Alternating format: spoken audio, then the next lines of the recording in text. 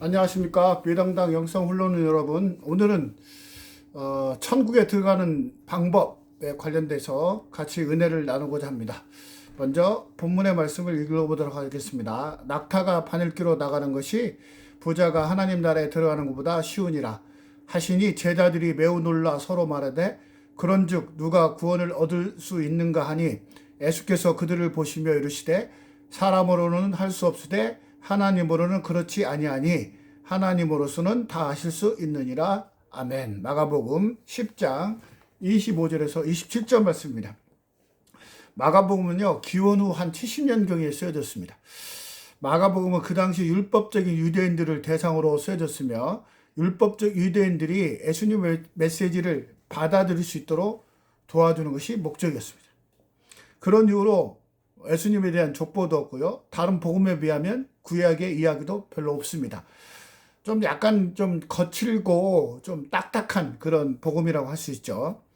한편으로 마가는 마가 복음을 통해서 비유대계 그리스도인들에게 위로의 메시지를 전하는 목적도 있었습니다. 수로 보닉의 여인, 마가복음 7장 24절에서 3절에 나오는 수로 보닉의 여인이라든지 로마 백구장 이야기가 나오는 것이 그것입니다. 즉 누구나 예수님을 믿으면 구원을 얻을 수 있음을 알려주기 위해서 마가복음을 쓴 것입니다. 마가복음이 기록될 당시에 이스라엘 땅에는 강경 경쟁론과 낙관주의 사상이 팽배하고 있었습니다. 열심당원들은 화해나 타협 없이 강경하게 전쟁론을 펼쳤고 그렇게 하면 이 땅에 로마로부터 독립제국을 이룰 수 있다는 그런 낙관론을 가지고 있었습니다. 이런 상황에서 마가는 하나님 나라는 전쟁을 통해서 이루어지는 것이 아니라 예수님이 가르치시고 보여주신 진정한 하나님 나라는 어떤 것이며 어떤 사람들이 그 나라에 갈 수 있는지를 알려주기 위해서 기록되었다고 할 수 있습니다. 그 당시 이스라엘 백성들은 새로운 나라, 즉 메시아 나라를 꿈꿨습니다. 세금과 빚 때문에 땅을 잃고 일용직 노동자나 거지가 되는 것이 현실이었습니다. 그들이 로마에 대항해서 유다 독립전쟁을 일으킨 것도 우리 조선시대 밀란처럼 굶어서 죽으나 맞아서 죽으나 죽는 것은 매 한 가지라는 그런 절박한 상황이 담겨있는 것이라고 할 수 있습니다. 메시아를 기다리지 못하고 스스로 메시아가 되기 위해서 독립전쟁을 일으킨 것이라고 할 수 있습니다. 그런데 예수님은 이들의 생각과는 전혀 다른 가치관을 가지고 말씀하고 있습니다. 한마디로 예수님은 그 당시 유대인이 가지고 있는 가치관을 완전히 뒤집어 전복하고 있는 것입니다. 예수님을 따르는 제자들도 유대인들의 가치관을 가지고 있었습니다. 그러한 가치관이 잘못됐다는 것을 선포하기 위한 방법 중 하나가 우리가 너무나도 잘 알고 있는 이 구절입니다. 예수님이 말씀하시는 하나님 나라는 지금의 지배 구조를 뒤엎고 또 다른 지배 구조를 만드는 것이 아니라 지배가 없는 세상을 만드는 것입니다. 칼과 힘에 의한 방법이 아니라 섬김과 나눔, 십자가, 누군가를 살리기 위한 죽음, 목숨을 건 사랑을 통한 비폭력 평화의 물결이라는 것입니다. 그래서 예수님은 통치 영역 밖에 있는 귀신 들리고 병들어 고통받는 자들을 돌보며 치유하셨다는 것입니다. 가장 중요한 것은 하나님 나라가 인간의 행위를 통해서 가는 것이 아니라 예수님의 십자가의 죽으심으로 그들의 죄를 대속하는 것을 믿는 사람만이 갈 수 있다는 그 당시에 혁명적인 가치관을 전하기 위해서 이렇게 오셨다는 것입니다. 예수님. 본문의 내용 중에서 이어령 교수는 그의 책 메멘토 모리에서 낙타가 사실은 밧줄, 낙타가 아니라 밧줄, 감타가 바늘기로 들어가는 것이 더 쉽다 했는데 헬라어로 옮기는 과정에서 그의 말과 비슷한 감나로 둔갑하게 낙타로 둔갑되었다고 이렇게 주장하고 있습니다. 실제로는 밧줄인데 낙타로 바뀌었다는 것이다. 옮기는 과정에 철자 하나가 T자가 L자로 바뀐 것이죠. 또 어떤 책에서는 필사 과정에서 잘못 옮겨 적을 수 있는 가능성도 언급하고 있습니다. 필사하는 과정에 이제 T자를 갖다가 L자로 잘못 옮겨 적었다는 것입니다. 실제로 아르메니아 역분에는 낙타를 뜻하는 카멜론을 밧줄을 뜻하는 카밀론으로 대체되었다고 합니다. 카멜론은 E로 되어 있는데 카밀론은 I잖아요. 그러니까 한자를 잘못 오게 하는 과정에서 밧줄이 낙타로 변했다고 그렇게 얘기하고 있습니다. 계속해서 이혜론 교수는 낙타와 바늘구멍의 관계가 단순한 비유가 아니라 역사적 사실이라고 주장하면서 다음과 같은 이야기를 합니다. 예루살렘은 밤이 되면은요, 적을 방어하기 위해서 성문을 닫고 좁은 쪽문으로 드나들도록 되어 있었다고 합니다. 그 좁은 문을 뭐라고 했었냐면요, 바늘구멍, The Eye of the Needle Gate라고 불렀다고 합니다. The Eye. 그 좁은 문으로 들어가려면 낙타와 안장, 낙타의 안장과 짐을 다 내려놓아야 된다는 것이죠. 그러면서 이해하는 것은 이를 부자가 모든 재산을 내려놓고 낙타처럼 두 발을 끊지 않고서는 천국으로 들어가지 못한다는 강렬한 메시지가 담겨 있다고 합니다. 그러니까 앞문으로 들어가기 위해서는 뭐예요? 낙타가 짐도 다 내려놔야 되고요. 낙타의 그 뭡니까? 두 발을 끊어가지고 완전히 낮아져서 성문으로 그 앞문으로 들어가야 된다는 것입니다. 주석 시리즈 중 단연 최고라고 할 수 있는 레이먼드 브라운이 지은 앵커 바이블에 의하면 에루살렘에 바늘길이라고 하는 작은 문이 있어서 낙타가 그리로 통과했다는 얘기가 소개되고 있습니다. 또한 안드로와 베드로 행전이라는 외경에는 바늘길가 실제로 기적처럼 커져가지고 낙타가 들어갈 수 있다고 이렇게 되어 있고, 실제로 바늘길가 그렇게 커졌기 때문에요, 부자들도 얼마든지 천국으로 들어갈 수 있다고 그렇게 기록되어 있다고 합니다. 유대교의 전승들은요, 바늘길을 통과한 큰 동물을 언급하면서 낙타보다 훨씬 더 큰 코끼리를 언급하기도 합니다. 본문과 똑같은 구절이 그렇습니다. 이런저런 내용을 종합해 볼 때 우리는 이렇게 정의할 수 있는 것이죠. 어떻게 그렇지 않아도 덩치가 큰 그 좁은 문에 들어가기에는 덩치가 큰 낙타가 짐이나 안장을 얻는다는 것은 어불성설이라는 것입니다. 낙타 스스로도 그 좁은 문을 통과하기 어려운데 거기다가 짐도 올려놓고 안장도 올려놓는다는 것은 납득하기 어려운 것이라는 것입니다. 본문과 똑같은 구절이요, 마태복음 19장 24절에도 나오고요, 누가복음 18장 25절에도 기록되어 있습니다. 마태복음에는요, 재물이 많은 청년이 등장하고 누가복음에는 부자 관리가 등장합니다. 본문 마가복음에는 누가 등장하고요? 재물이 많은 사람이 등장하죠. 그러니까 쉽게 이걸 다 정리하면 어떻게 할 수 있어요? 예수님께서 질문한 사람은요, 부자이면서 또 관리면서 또 젊으면서도요, 어떻게 해요? 재물이 많았던, 그러니까 부자에다가 관리에다가 젊으면 정말로 요즘 말로 얘기하면 모든 것을 가진 그런 완벽한 사람이라고 할 수 있습니다. 그 사람이 그 모든 것을, 지상에서 모든 것을 소유한 사람이 천국마저 소유한 자고 그렇게 욕심을 부리는, 그렇게 이제 그런 과정이라고 설명할 수 있습니다. 그런데 본문에 나와 있는 그 사람이 천국에 들어갈 수 없는 이유가 단순하게 재물이 많아서일까요? 그렇지 않습니다. 이를 뒷받침하는 성경 구절 한번 찾아보겠습니다. 디모데전서 6장 17절에는 이런 말씀입니다.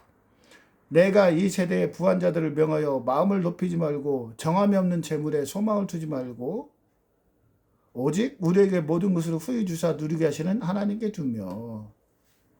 뭡니까? 또한 마가복음 4장 18절에서 19절에는 이렇게 기록되어 있습니다. 또 어떤 이는 가시떨기에 뿌리는 자니 이들은 말씀을 듣기는 하되 세상의 염려와 재물의 유혹과 기타 욕심이 들어와 말씀을 막아 결심하지 못하게 되는 자요. 그렇습니다. 뭐라고 해요? 본문에 나와 있는 재물이 많은 사람들은 예수님이 재물을 팔려고 했을 때 뭐예요? 근심하고 있었습니다. 근심. 왜 근심했을까요? 정함이 없는 재물에 소망을 두었던 것이죠.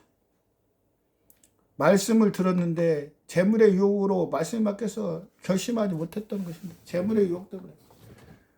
말씀을 들으면 그 말씀이 결실을 맺지 않는데 재물의 유혹 때문에 결실을 못했다는 것입니다. 하나님은 우리가 재물이 많은지 재물이 적은데 그 관심을 두지 않습니다. 그렇죠?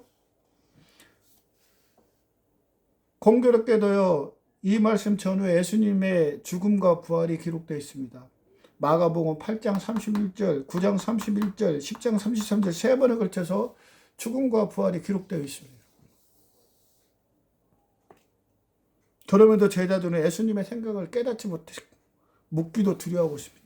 마가복음 9장 31절에 32절을 한번 읽어보도록 하겠습니다. 이는 제자들을 가르치며 또 인자가 사람들의 손에 넘겨져 죽임을 당하고 죽은 지 사흘 만에 살아나리라는 것을 말씀하셨기 때문이죠. 그러나 제자들은 이 말씀을 깨닫지 못하고 묻기도 두려워하더라. 이것을 무엇을 의미하는 걸까요? 베드로는 마가복음 10장 28절에서 우리가 모든 것을 버리고 주님을 따랐다고 그렇게 말하고 있습니다. 과연 그랬을까요?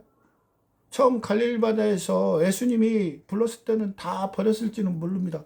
하지만 예수님이 병든 자를 고치시고요. 오병이어 기적을 하니까 어떻게 해요? 현세에 뭔가 얻을 수 있다는 그런 소망을 조금씩 갖기 시작했을 수도 있습니다. 마태복음 16장 21절에서 22절입니다. 이때로도 예수 그리스도께서 자기가 예루살렘에 올라가 장로들과 대제사장들과 서기관들에게 많은 고난을 받고 죽임을 당하고 제3일에 살아야 할 것을 제자들에게 비로소 나타나시니 베드로가 예수를 붙들고 항변하여 이르되 주여 그리마옵소서 이 일이 결코 죽게 미치지 아니하리라. 그렇습니다. 베드로와 그에 따를 무리들은요, 아디다스의 광고처럼 impossible is nothing, 불가능, 그것은 아무것도 아니다 하는 것을 하면서요, 예수님을 마치 아디다스의 광고라는 신발, 아디다스 신발로 여겼을지도 모릅니다. 예수님이라면 세상의 모든 것이 가능하다고 생각할 수도 있었습니다. 그러니까 예수님의 제자가 되어 세상에 대한 권력도 누리고 부도 누리고 그렇게 생각할 수도 있었을 것입니다. 그런데 예수님이 그게 아니다라고 얘기하니까 어떻게 해요? 베드로처럼 닭이 3번을 의절해 예수님을 부인했던 것이죠. 자기가 생각했던 예수님하고 예수님이 말씀하신 예수님하고 다른 거죠. 자기들은 예수님의 권력을 가지고 부도 누리고 권력을 누릴 거라고 생각하고 있었는데 예수님이 그게 아니다. 나는 이제 죽을 것이다. 내가 세상에 권력을 얻고 있는 게 아니라 십자가에 못 박혀 죽으실 거라고 생각하니까 베드로 입장에는 얼마나 기가 막힌 말입니까? 야, 이제 예수님 믿고 나도 뭔가 좀 시쳇말로 그냥 부도 얻고 권력도 누리려고 생각했었는데 예수님이 그런 것처럼 아무 관계없이 극심한 극악무도한 죄인이나 죽는 십자가에 못 박혀 죽겠다고 하니 베드로 입장으로는 예수님이 달갑지 않았을 것입니다.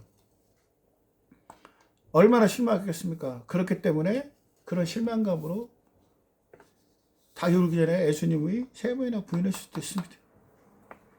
미디어 전략가이자 작가인 라이언 홀리데이는요, 에고라는 적에서 이렇게 얘기하고 있습니다. 우리의 최악의 적은요, 바로 우리 안에 있고 그것이 바로 에고라는 거죠.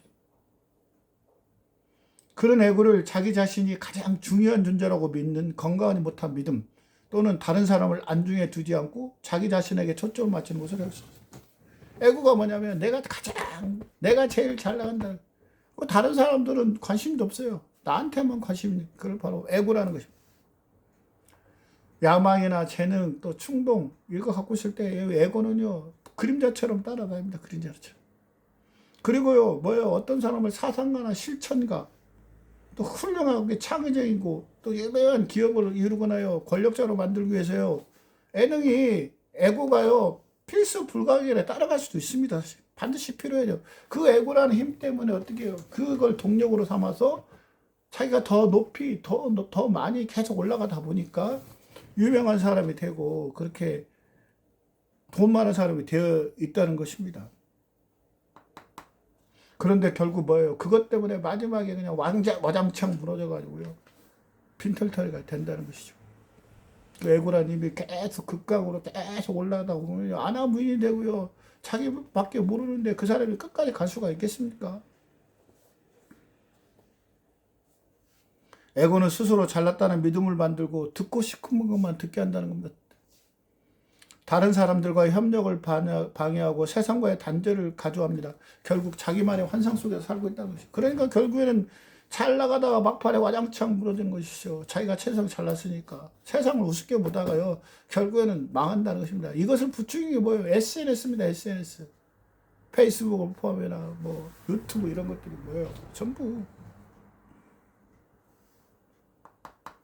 그런 의미에서 보면요. 본문에 재물이 많은 사람도요. 어떻게 자기만의 에고가 있다고 생각할 수 있었습니다. 그래서 그는 예수님에게 구약을 율법을 어려서부터 다 지켰다고 고백하고 있습니다. 마가복음 10장 20절 말씀입니다. 그가 여짜오되 선생님이여 이것은 내가 어려서부터 다 지켰나이다. 제가요 부자지만요 다 율법도 다 지켰습니다. 내가 제일 똑똑한 사람입니다. 나보다도 똑똑한 사람이 있으면 나와보라고 하시죠. 이렇게 이제 주장했었다는 것이죠. 우리가 성장하고요, 경제 수준이 나아갈수록 이 에고임은 더욱더 강해지는 속성이 있습니다. 에고임을 키우기 위해서 소셜 미디어를 하는 것이, SNS를 하는 것이죠.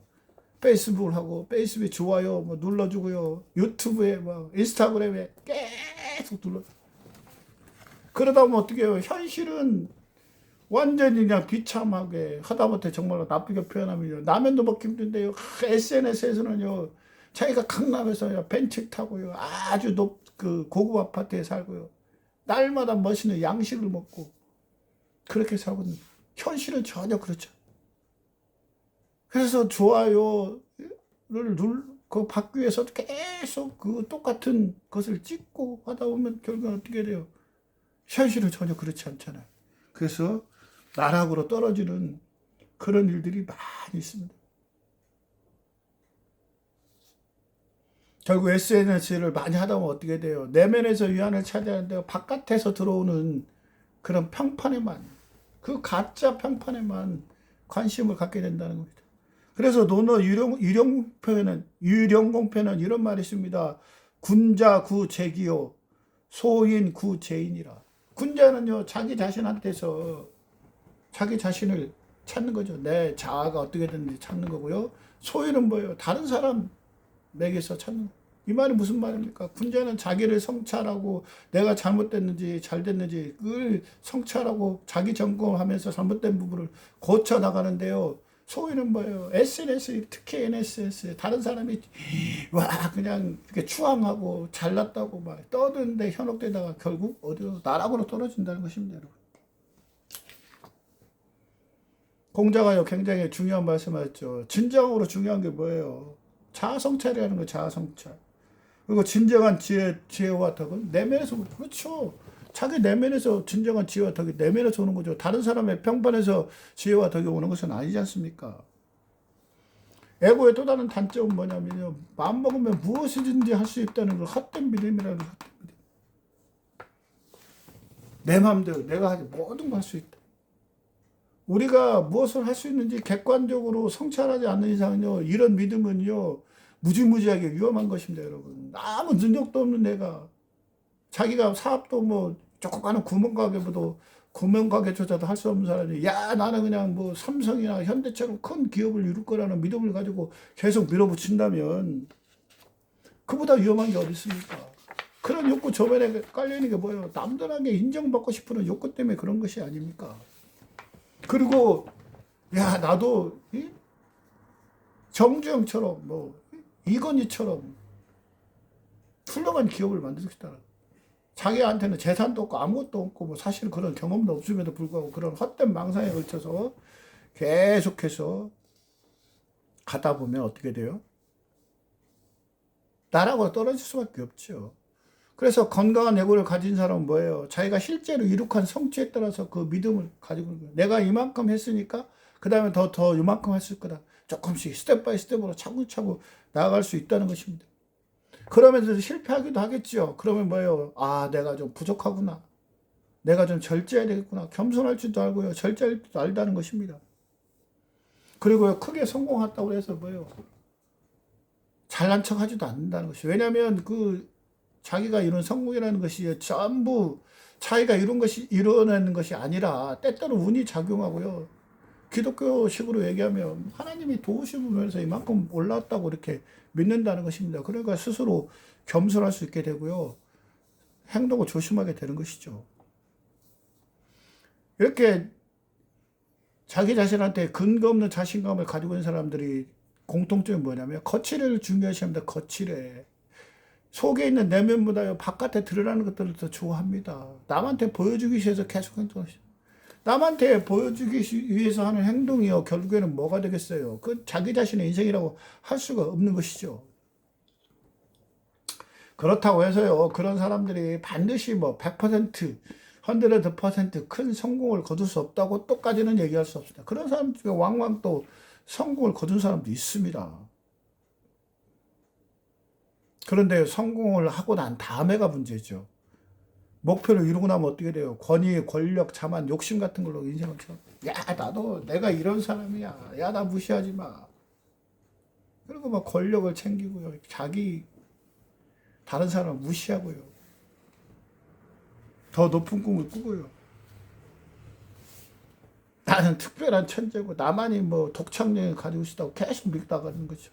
그렇게 계속 하다 보면 마이너스 손이 될 수가 없죠. 어떻게 다 원하는 것마다 다 이룰 수가 있겠습니까? 그러다 보면 결국 어떻게 되고 망하게 될 수밖에 없습니다. 그래서 오히려 이런 사람들은 성공이 오히려 치명적인 독이 될 수도 있다는 것입니다. 막판에는 완전히 알거지가 돼가지고 모든 걸 다 잃고 병들어서 지쳐서 죽을 수도 있다는 것입니다. 차라리 그런 사람들 성공하지 않는 것이 더 좋을 수도 있었죠. 예수님의 제자들도 이런 애고에 빠져 있었던 것 같습니다. 낙타가 바늘교로 가는 것이 부자가 하나님 나라에 들어가는 것보다 쉽다고 하시는 예수님 말씀에 이런 반응을 하고 있지 않습니까? 마가복음 10장 26절 말씀입니다. 제자들이 매우 놀라 서로 말하되 그런즉 누가 구원을 얻을 수 있는가? 낙타가 바늘귀로 들어가는 것은 불가능하죠. 외면적으로 불가능하죠. 근데 그것보다 오히려 천국 가는 것이 그것이 더 낙타가 바늘귀로 들어가면서 쉽다고 하니까 예수님이 제자 입장으로는 그러면 누가 천국에 들어갈 수 있겠냐고 막 반문하는 것은 너무나 자연스러운 현상이죠. 근데 그 저간의 배경이 뭐가 있겠습니까? 자기들은 모든 것을 모르고 예수님을 따랐는데, 그리고 자기가 그동안 막 얼마나 많은 헌신을 했는데, 노력을 했는데, 수고를 했는데, 이제 와서 자기들이 천국에 들어갈 수 없다고 하니까, 그럼 누가 천국에 들어갈 수 있겠냐는 것이죠, 그러면.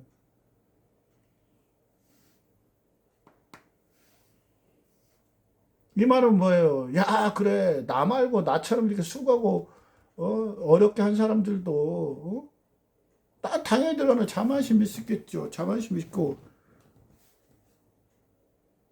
왜 나 같은 사람이 천국 못 들어가면 누가 천국 들어가겠냐. 그런 자만심도 있었을 것이고요. 야, 진짜로 천국에 못 들어간단 말이야? 하는 불안감도 있었을 것입니다. 근데 예수님이 뭐라고 합니까? 사람으로는 할 수 없을 때 하나님으로 다 할 수 있느니라. 이게 사람으로서 할 수 있는 일이 아니라는 것이죠. 구원이 어디에 달렸대? 인간의 노력과 에고로 네가 열심히 노력해서 되는 게 아니라 하나님으로는 할 수 있다고 그렇게 말하고 있지 않습니까? 그렇죠? 구원이라는 신앙적인 여정을 떠나서요. 우리가 남들보다 가치 있는 삶을 살기 위해서는 어떻게 해야 돼요? 위대한 사람들의 생각, 우리보다 먼저 간 사람, 위대한 사람들의 생각은 품고 자기 중심적인 생각은 버려야 됩니다, 여러분. 버려야 돼요. 자신이 세상의 중심이고 모든 것을 잘하고 인정받아야 된다는 생각을 버려야 된다는 것이에요, 여러분. 나 말고 누가 이거 할 수 있겠다. 그런 자만심을 버려야 한다는 것인데요. 그리고 어떻게 해요? 남의 인정을 바라지 않고요. SNS 같은 데 좋아요, 막 구독 이런 걸 바라지 않고 어떻게 해야 돼요? 내 기준에 맞춰서 삶을 차곡차곡 살아야 된다는 것입니다. 성공한 사람들은 대체적으로 자기가 제시한 기준에 맞춰서 살아간다고 합니다. 내가 이만큼을 제시하고 거기에 맞춰서 남의 제시한 기준에 잘 적합하지 않고 한다는 것이. 그래서 어떻게 해요? 자신이 만족할 수준까지 일을 해내는 것입니다. 그렇죠? 그렇게 해야 계속해서 이제 발전할 수 있다는 것이죠. 자기가 원하는 만큼 계속해서 내가 부족하면 채워야 되고 또 채운 만큼 또 다시 또 앞으로 나가서 더 필요한 것들을 발견해 나가고 그렇게 한다는 것입니다. 그리고 그들은 뭐예요? 자기 에고를 배제하는 연습을 많이 한다는 것입니다. 일단 자기 에고를 배제하면은요, 외부 평가에서는 자유로운 거죠. 자기 객관화를 할 수 있다는 거예요. 내가 객관적으로, 나 자신을 객관적으로 볼 수 있는 것이. 남이 나를 평가하는 기준이 아니고요. 내가 또 나를 막 과대망상으로 하는 그런 자기 주관적인 요소와 외부적인 요소를 다 빼고 나면 자기 객관화가 이루어질 거 아닙니까? 사람에게 가장 어려운 것이 바로 자기 객관화입니다. 나 자신을요, 객관적으로 바라볼 수만 있다면 그 사람은 무엇이든지 할 수 있는 사람입니다. 근데 우리 자기 객관화가 어렵습니다. 남들이 그냥 칭찬하고 하면 내가 그 실속이 없음에도 불구하고 그렇게 되는 것처럼 보이고요. 또 스스로 그냥 자기 자신을 또 뻥튀기해서 생각하는 사람도 있습니다. 그러다 보니까 결국에는 자기 자신은 그냥 아주 뭐 어떻게 보면 토끼 같은 작고 연약한 사람인데 자기를 뭐 호랑이나 사자로 생각하는 사람도 있다는 것입니다. 토끼가 사자나 호랑이라는 사람 생각했다가 사자나 호랑이에 덤벼들면 어떻게 되겠습니까? 아, 죽음밖에 더 있어요. 죽죠, 바로죠. 로마서 1장 23절에는 이렇게 기록되어 있습니다. 내가 내게 주신 은혜로 말미암아 너희 각 사람에게 말하노니 마땅히 생각할 그 이상의 생각을 품지 말고 오직 하나님께서 각 사람에게 나눠주신 믿음의 분량대로 지혜롭게 생각하라. 여기서 마땅히 생각할 그 이상의 생각을 품지 말라는 말은 뭐냐면요, 자신의 능력과 위치를 과대평가하지 말라는 뜻입니다. 또한 하나님께서 각 사람에게 나누어주신 믿음의 분량대로 지혜롭게 생각하라는 말씀은 뭐냐면요, 하나님께서 주신 지혜와 믿음으로 뭐예요? 자신을 평가하라는 거. 평가. 이는 자신의 생각과 행동을 외부적인 시각에서 바라보고요, 신앙을 통해 자신을 객관하는 과정을 통제할 수 있습니다. 외부에서 바라본다고 해서요, 뭐 이렇게 막 아첨꾼이나 막 나 자신을 속이기 위해서 막 과대 포장하는 사람들의 말을 들으라는 얘기가 아니라 외부의 여러 사람들의 얘기를 들어보고, 야, 이런 홍종하는 사람이 어떤 사람이라는 것을 그런 평가 기준을 삼으라는 것입니다. 그리고 신앙을 통해서 계속 하나님 말씀을 통해서 보면서, 아, 내가 부족하고 연약하구나, 하나님의 도움이 없으면 살 수 없던 존재라는 것을 깨닫는 그런 과정이 필요하다는 것입니다.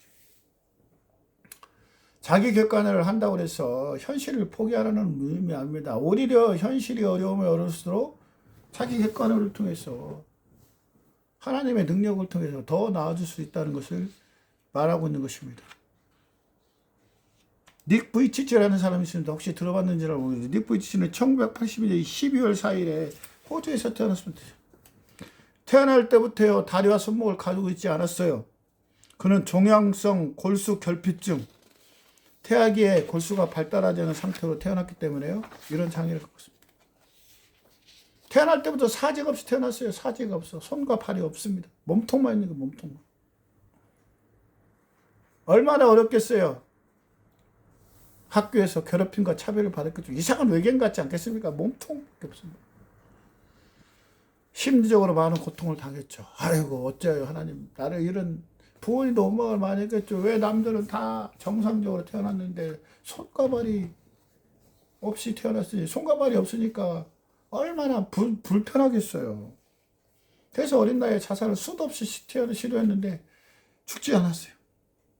근데 닉부이치 부모님이 막, 너는 할 수 있다, 자꾸 용기를 불어넣어줘서요, 이게 막 손과 발이 없으니까요, 뭐 쏘고 막 해야 될 겁니다. 그걸 이제 신체적 어려움을 다 극복했다는 것입니다. 근데 놀라운 것은요, 닉이 인생의 전환점을 이룬 것이 바로 신앙을 통해서, 신앙을 받아들이면서 그랬다는 것입니다. 닉 부이치치가 가장 좋아하는 성경 구절이 뭐냐면요, 로마서 8장 28절 말씀입니다. 하나님을 사랑하는 자, 곧 그의 뜻대로 부르심을 받은 자들에게는 모든 것이 합력하여 선을 이룬다. 닉 부이치치는 이 말을 통해서 나의 부족하고 고통스러운 부분이요, 하나님의 뜻 가운데서 얼마든지 선으로 바꿀 수 있다는 그런 자신감을 얻었던 것입니다. 아, 맞아. 이 부족한 부분이 어떻게든지 하나님께서 선으로 바꾸시는 그런 과정이 있을 것이다. 그래서 그때부터 이제 부단히 신체적인 어려움을 극복하기 위해서 노력을 많이 했습니다. 그래서 발가락을 사용하여 글을 쓰고요, 전화기를 사용하고요, 컴퓨터를 사용하는 방법을 그걸 배운 것이죠. 그래서 수영도 배우고요, 스카이 다이빙도 배웠습니다. 그거 다양한 스포츠 활동을 했어요. 그리고요, 뉴욕, 호주의 퀸즐랜드 대학교에서 상업과 재무를 전공하고 대학까지 졸업을 한 거죠. 그래서 그리고 그 후에 동계부여 강사로, 지치고 낭망한 사람들에게 동계부여는 강사로 그렇게 해서 전 세계를 통해서 아주 유명한 사람이 됐습니다. 닉 부이치치 유튜브 들어보면 지금도 영상이 남아 있습니다. 책도 나와 있어요. 학교, 교회, 기업 등 다양한 장소에서 강연하며 자신의 삶을 통해 많은 사람들에게 용기와 희망을 주었습니다. 그가 자주 인용하는 성경 구절은요, 고린도후서 12장 9절이라고 합니다. 뭐냐면요, 내 은혜가 내게 족하도다. 이는 내 능력이 약한 데서 온전합니다.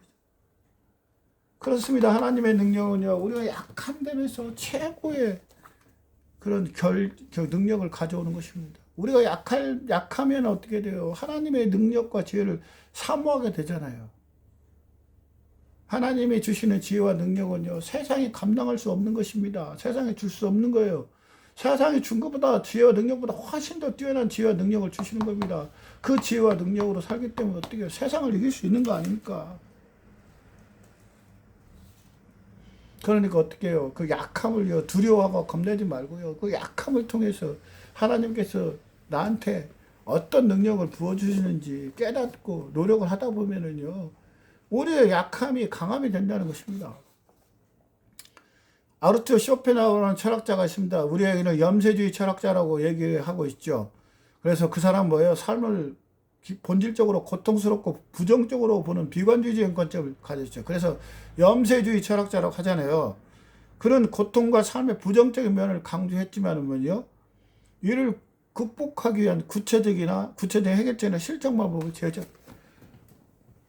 세상은 고통스러우니까 뭐예요? 이걸 해결하려고 했던 것이 아니라, 그러니까 그냥 견디고 인정하고 참으라는 것이었습니다. 그는 삶의 의지를 모든 고통의 원인을 모았고요, 이를 소멸시키는 것이 유일한 해결책. 우리가 삶의 의지를 갖던 것이 바로 고통이니까 그 의지를 우리가 버리는 것이 바로 그 고통의 해결책이라는 것입니다. 어떻게 보면 불교철하고 많이 닮아 있죠. 쇼펜하우어는요, 삶의 의지와 고통을 강조하며 인간이 자신의 욕망과 집착을 버리는 것을 통해 고통에서 벗어날 수 있다고 주장했어요. 이는 불교에서 말하는 욕망의 소멸과 해탈과도 유사한 점이 있습니다. 불교에서는 욕망과 집착이 고통의 원인이라고 보고요, 이를 없애는 과정을 통해 구원의 해탈에 이른다고. 반면에 기독교는요, 고통을 죄의 결과로 보는 거죠. 인간의 노력이 아닌 뭐예요? 오직 예수 그리스도를 통해서 구원을 통해서 고통에서 벗어날 수 있다고 보는 겁니다.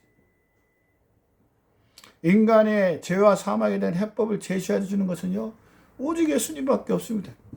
그래서 낙타와 바늘개의 비유는요, 부자는 하늘나라에 절대로 들어갈 수 없다는 뜻이 아닙니다.